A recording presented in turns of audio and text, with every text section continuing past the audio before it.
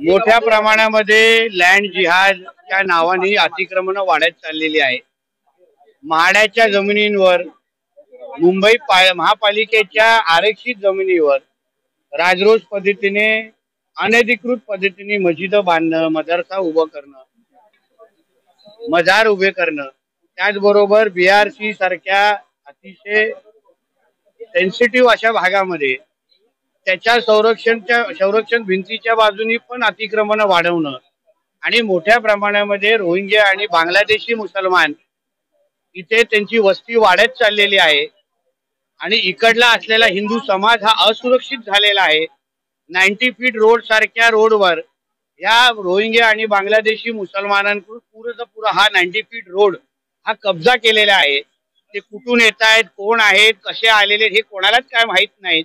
त्यांना आधार कार्ड कोण काढून देत आहेत, त्यांना लाईट आणि विजेचा कनेक्शन हे काहीच माहित नाही। म्हणून या सगळ्याच्या विरोधात आज हिंदू समाजाने इथे मोर्चा काढलाय।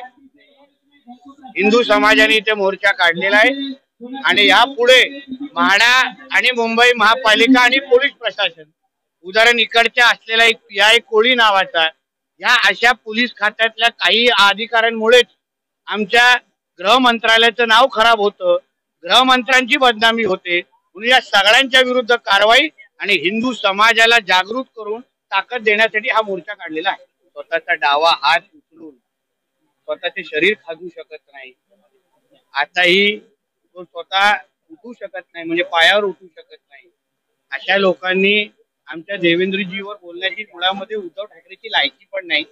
म्हणून त्यांनी लायकीत राहावं, किंबहुना पिक्चराच्या स्टाईल मध्ये बोललं तर चड्डीत राहावं, नाहीतर त्याच्या चड्डीचं वस्त्रधारण कसं करायचं हे आम्हाला चांगल्या पद्धतीने माहिती। पण आपल्याला विनंती आहे की ह्या विषयावर जरा बोलू। यापुढे अगर त्या इथे येण्याच्या अगोदर मी त्या अधिकाऱ्यांना भेटलो, त्यांना सगळे पुरावे दिले।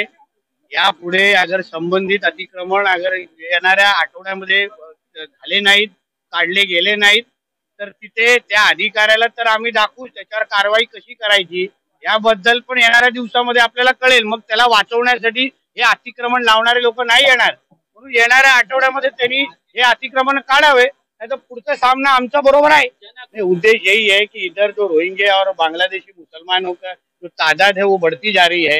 इन लोग ने ये पूरा हमारा मानपुर शिवाजी नगर एरिया ये मिनी बांग्लादेश बना के रखा है। इस सब के विरुद्ध आज हमारा हिंदू समाज रास्ते पर उतरा था। यहाँ पे जो लैंड जिहाद के नाम पे जो बड़े पैमाने पे इलीगल मस्जिदें खड़े की गई है, मदरसा खड़ा किया गया है, वो सबको निकाला जाए, वरना हमको आगे जो करना है हम हमारे सरकार के माध्यम से जिस तरीके से मीरा रोड में बुलडोजर चला वैसे इधर भी जल्द ही बुलडोजर चलेगा, ये इतना मैं कहूंगा। हमारे देवेंद्र जी के ऊपर बोलने का कुछ हिम्मत भी करे नहीं।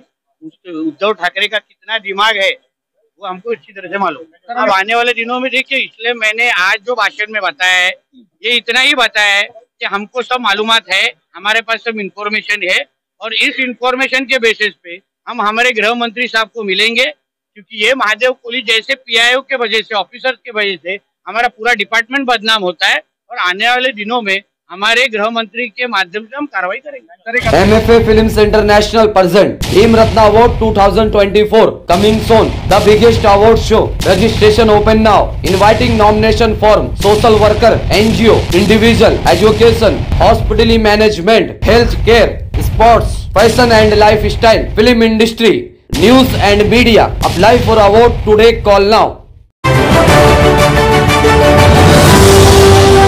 मैं फैसल खान, क्या आप पत्रकार बनना चाहते हैं? अगर आपके अंदर है सच सामने लाने का साहस, हम देंगे आपको मौका सच सामने लाने का। टुडे इंडिया न्यूज आपको दे रहा है मौका आने वाले समय का देश के नंबर 1 न्यूज चैनल के साथ पत्रकारिता के गुण सीखने का। तो तुरंत संपर्क कीजिए। मैं Faisal Khan, today India news में आप सभी दर्शकों का स्वागत करता हूँ। इस वक्त हम मौजूद हैं मुंबई के आजाद मैदान